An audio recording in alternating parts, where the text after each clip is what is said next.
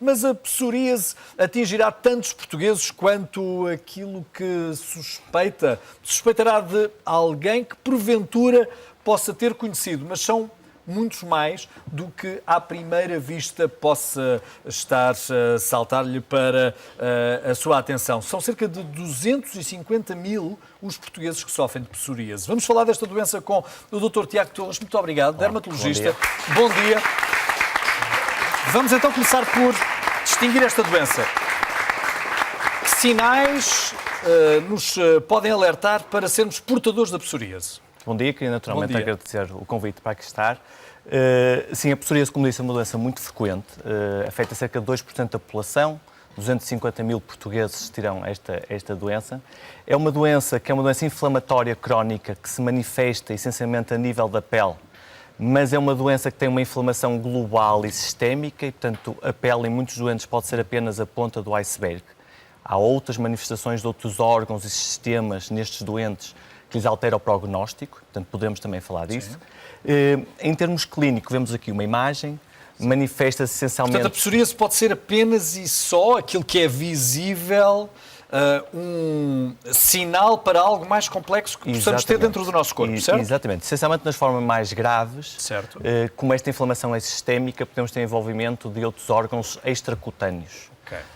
Começaremos primeiro pelas manifestações cutâneas, são estas placas que vemos vulgares, e mais visíveis, e são a parte visível da doença. E que tem mais impacto no doente, um impacto psíquico, um impacto físico e social, que é importante. São estas lesões em placa, vermelhas, com esta descamação muito característica. Neste caso branca. É um joelho ou um cotovelo? Isto provavelmente é um cotovelo. Sim. E que se manifesta em zonas visíveis, como os cotovelos, os joelhos, o couro cabeludo, a região lombar, as unhas. 80% dos doentes têm, em algum momento, as mais frequentes, não é? mais frequentes lesões das unhas, o que tem naturalmente um impacto na sua vida social. Portanto, isto é o que nós habitualmente vemos. Nos doentes mais graves, que têm muitas lesões, sabemos que esta inflamação não está só na pele e é sistémica. E, portanto, podemos ter envolvimento das articulações. Cerca de 30% dos doentes podem desenvolver uma forma de artrite, que é a artrite psoriática, e que tem naturalmente também importância no seu dia-a-dia e tem que ser tratada. Mas muito importante é que sabemos que os doentes com formas graves e prolongadas têm um aumento do risco de doença cardiovascular, infartos, AVCs, exatamente por esta inflamação sistémica. E que, portanto, o seu prognóstico a longo prazo, a sua esperança média de vida imunológica, inflamatória sistémica. E a esperança média de vida pode diminuir até 7 anos num doente com psoríase grave.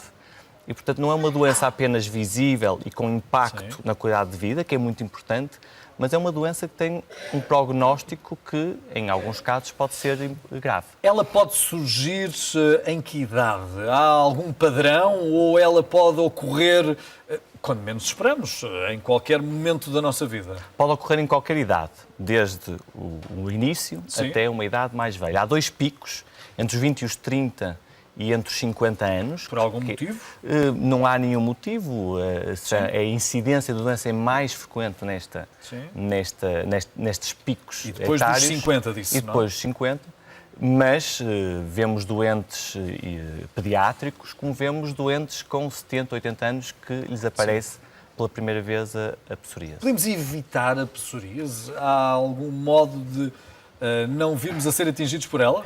É difícil evitar quem tem a predisposição genética. Portanto, é uma doença em que há uma predisposição genética e depois há fatores ambientais que vão levar ao desenvolvimento da doença.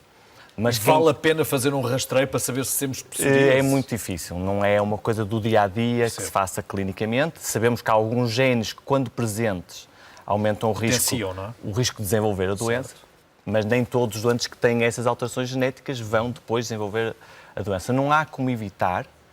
Há alguns comportamentos, sabemos que uma vida saudável, uma alimentação saudável... Parece que estamos a falar das doenças todas. É verdade, e evitar a obesidade. A obesidade é um fator de risco de psoríase. São estilos de vida que podem ser, de alguma forma, protetores para não desenvolver a doença. Nos doentes que têm psoríase, é muito importante também este estilo de vida porque pode melhorar o prognóstico da doença. Podem surgir estas manchas que aqui vemos num cotovelo, podem surgir em simultâneo em várias partes do corpo ou elas estão localizadas por exemplo, para alguém que tem habitualmente no cotovelo, habitualmente na zona lombar, pode aparecer no corpo Pode todo. aparecer em qualquer local. Sim. Habitualmente aparece em mais que um sítio, de forma simétrica, nos dois cotovelos, Certo. nos dois joelhos. Felizmente, a grande parte dos doentes, 80% dos doentes, têm formas ligeiras, localizadas. Certo. Ou só aos cotovelos e joelhos e pequenas lesões. Cerca de 20% dos doentes têm formas extensas. Portanto, têm lesões grandes nos cotovelos, nos joelhos, no abdômen, no couro cabeludo.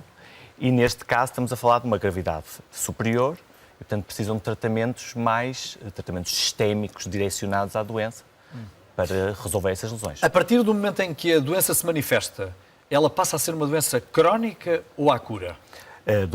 A psoríase é uma doença crónica, que não tem cura de momento, mas tem tratamento. Isto é uma informação muito importante Sim. para passar aos doentes.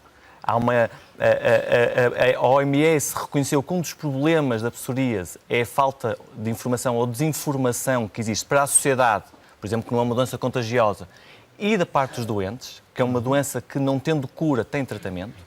E hoje em dia temos terapêuticas que nos permitem tratar os doentes de forma a devolver-lhes a qualidade de vida que perderam com essa doença. Sim, e pouco invasiva essa medicação? São tratamentos sistémicos, sejam em comprimidos, em injeções, seja luzes, a fototerapia, por exemplo, que têm a capacidade de resolver grande parte destas lesões. Portanto, doença crónica que não tem cura, mas com terapêutica que pode ser altamente colaborante para quem sofre desta doença.